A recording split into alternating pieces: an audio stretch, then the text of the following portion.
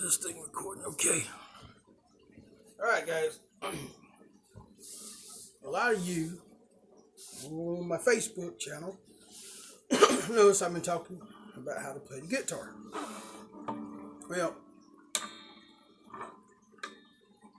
again, when I was talking about unlocking the fretboard, the reason why if you unlock the fretboard, you can actually go hog wild with it, have a little fun. Now, before we begin, we want to determine what kind of pick we want to use. If you want to go with like a 1.5 millimeter, that's good for strumming. Yeah, it's okay. 0.71, kind of thin. That's actually good for kind of cross strumming, a little bit of riffing. But I want to show you how to riff. Use a 0.58 or like me, I use this oversized pick because I got big hands. Here's what we're going to do. Place the pick in your finger like this.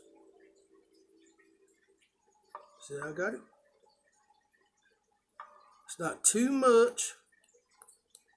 It's going to feel loose in my hand, and it's not too far up on my hand.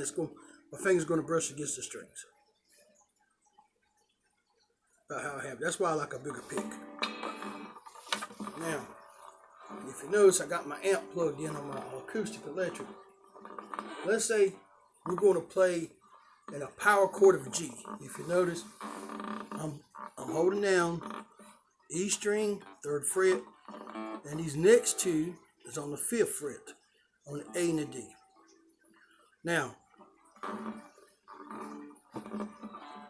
first we're going to play the E and the A. That's a power chord. Now we're going to go for a super power chord. We're going to hold down all three. Now what makes that a super power chord is that you have 2 G's hitting and you have a C. What? A? No, I'm sorry, D. You have a D and 2 G's.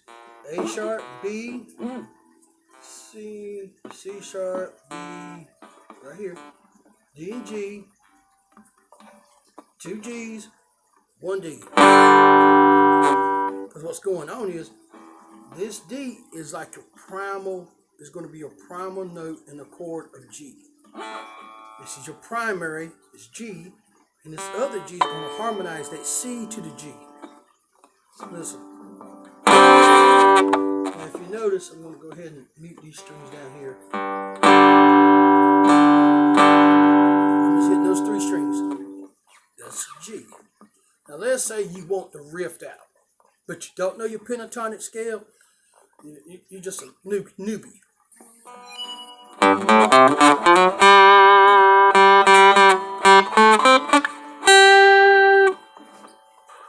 Remember how I was talking about that L shape? 2 down, 2 over, you got your G. Now, we'll go 2 down, 3 over, got another G. Let's do it again.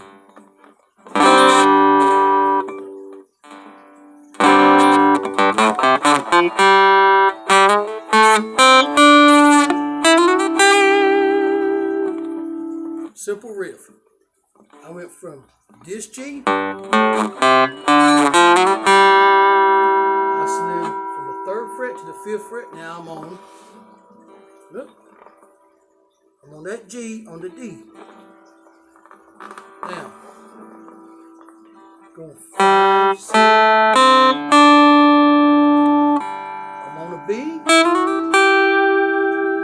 carrying it up to the 8. Because remember, the B string is just a half a step back, so you're going another fret down.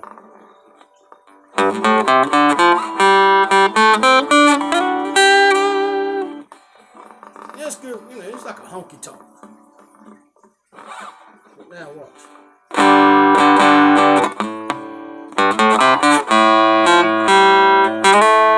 You gotta forgive me, I've had a stroke.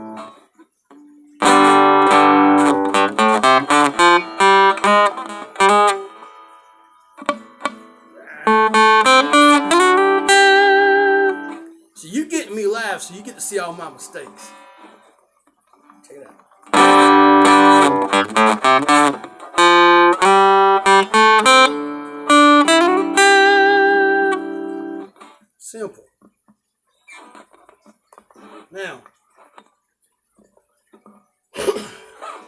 Same with the A. You could be on the A power chord. It's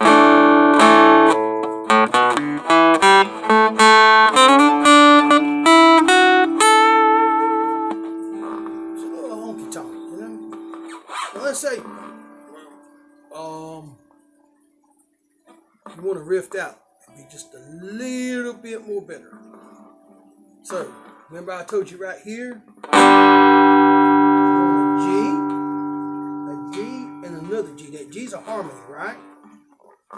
You can just take that finger, slide down. Watch.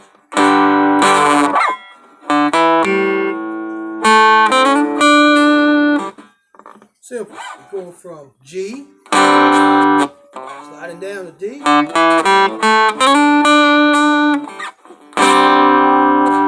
you're going back up to the G power chord. Now you can riff in G or D. Don't go nowhere else. Because it's going, now you're in a whole other world of trouble. Unless you feel comfortable. But now if you know your G pentatonic, which is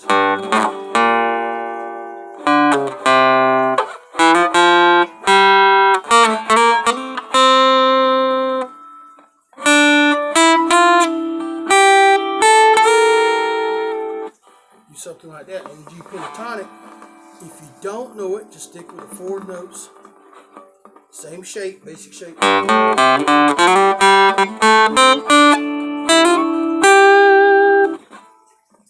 you go. And, you know, you can mix it up. You can go backwards on it.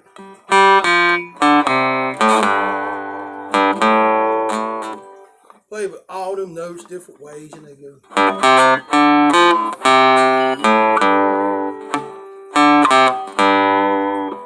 You can go up and down one side, just bar it out. Go down the other side. Or you can just make up whatever you want, whatever you're comfortable with.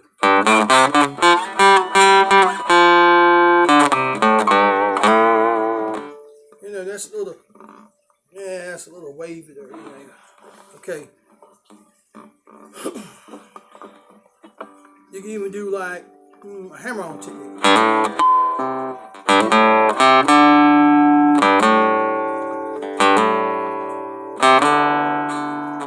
If you ever notice, when I'm doing my hammer-on, I usually hit, I don't know, that's just me. Plus, you know, sometimes I'm so used to hitting every note. You want to do a pull-off?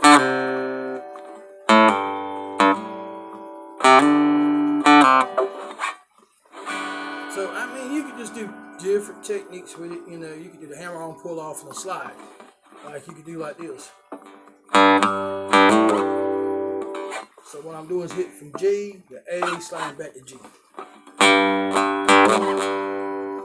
Do something, whatever, you know. Play around with it. Make it yours. You know, think about this. You don't have to do precisely what I do or what I do. You can do what you want to do. And that's the fun about playing the instrument. And if you practice long enough, you become your own player. You know, everybody says, well, who do you try to sound like? Well, I try to sound like me. I'm trying to find my voice through this guitar. I'm not trying to find someone else's voice.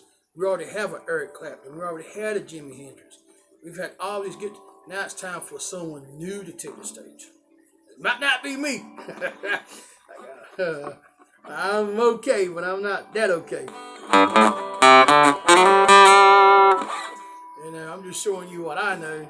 Maybe to help you out, because I actually took guitar lessons and it sucked. I was paying hundreds of dollars and it sucked, man. Because I never got to understand why. You know, I learned all these theories, but I never understood how to place it in a guitar. Like, when I was showing you the power chord, I'm actually going to give you a music theory lesson right now. Give me a second, I gotta go get my keyboard.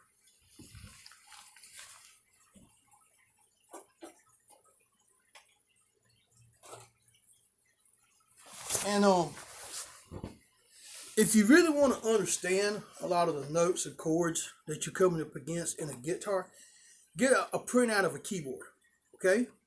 This will help you to understand. Write out your diagrams. If in doubt, write it out. So let's look at C. Let's look at a C chord. It's C, it's E, and it's G. Right? But what's the will of fifth have to do with this? Watch. You hit C. 1, 2, 3, play. There's 3 movements from this note to this note. Now, 1, 2, play. Now we're on a G. That is the will of fifth is C and G. Caroline gets drunk and eat butterflies. That's why. Let's watch. We're going to look at G now. Okay, G sharp A sharp B. 1, 2, 3, play. Okay, C sharp D. G and D. So we look at G and D, and we have C right here. Caroline gets drunk. This is your primary, and this is your root note, and this is your what I call primal note. Your harmonizer is E in between it. So now, if we take this theory, the will of fifths, and we say, okay, now I'm going to go back to my guitar.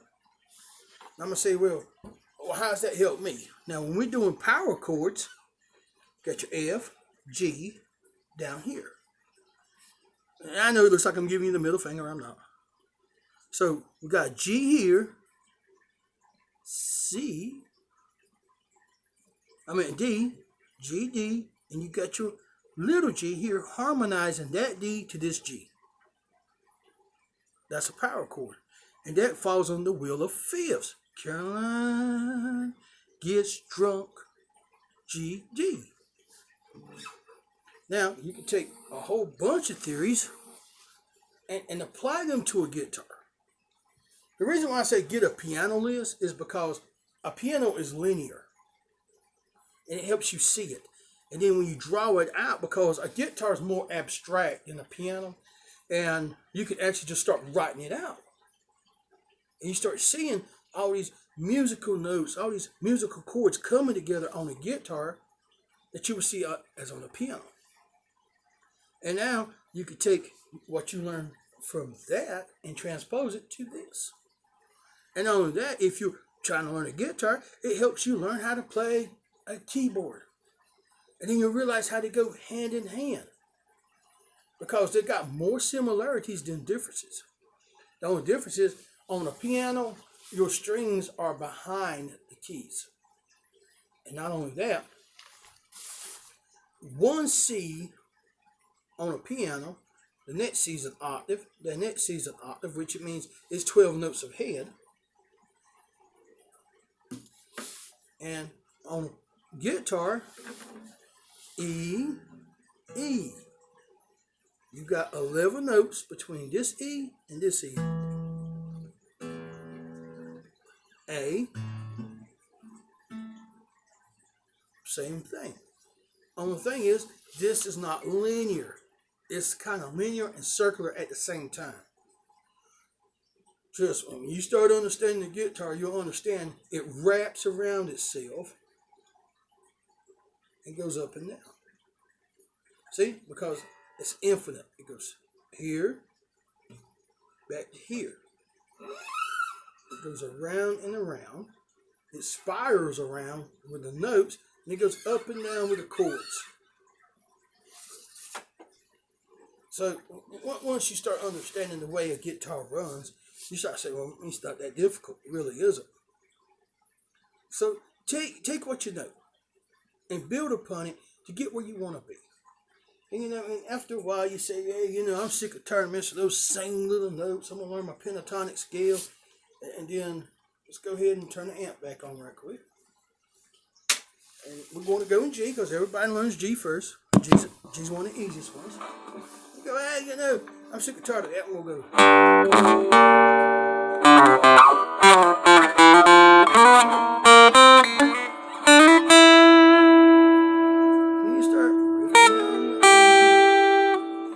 Riffing out, because guess what?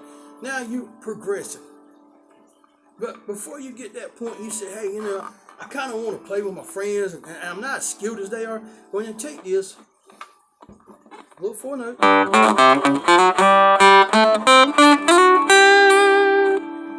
and go have fun with them.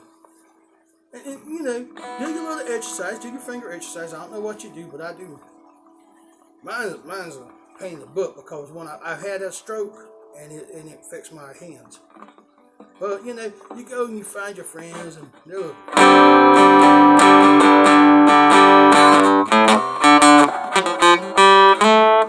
you start rocking out, doing what you're doing, and you're playing with it. Now you're having fun with it.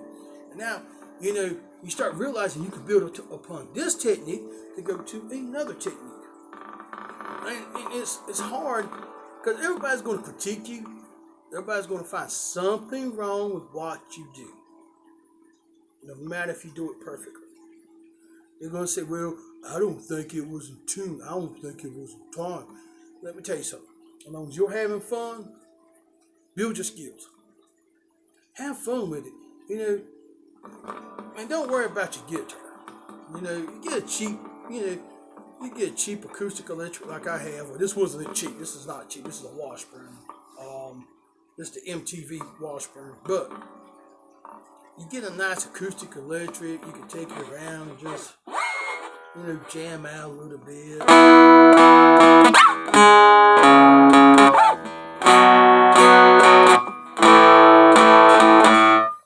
Play a few tunes. Don't worry if you get it wrong, man. People.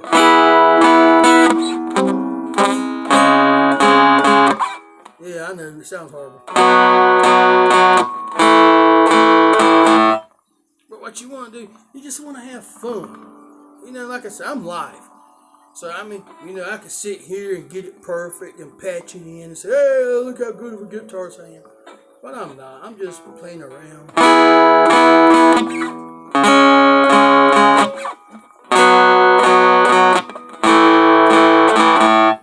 Like I said, man, have fun. Whatever you're doing, just enjoy it. Don't worry about what people say. People, hey, they crucified Christ. They say, you ain't that much better.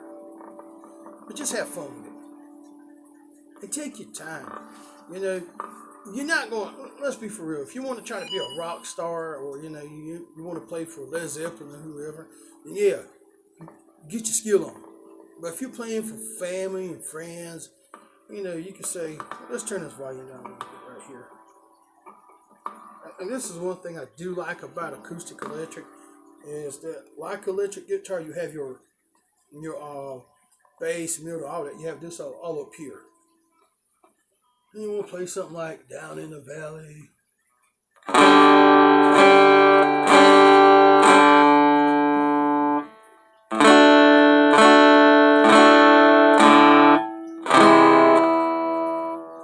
Just have fun. And you sit there and you just enjoy it. Because you get one life. You don't have to be perfect at it. You just got to get through it and have fun while you're going through it, okay? Like I said, you can just play whatever. You just have fun. Just enjoy it. That's what an instrument's here for. And if you get good at it, that's fine. But you don't have to sit there and try to get rock star status. Of course, a lot of us like it. But that's it for right now. Because I just want to share that little tidbit of information because when I was playing, I never had nobody actually sit down with me and talk to me about it. And I had to learn a lot of stuff on my own, like bar technique, stuff like that. So, guys, y'all be good to each other. Enjoy your life. Have fun doing what you love. Take care of yourselves. Oh, and by the way, I have taught you 3 things today. How to solo riff, how to find your root note, and how to do the Wheel of Fifth Degree on your own. Think about it. Go back and look at the video and you notice I taught you 3 things in less than 15 minutes. Y'all have a good one.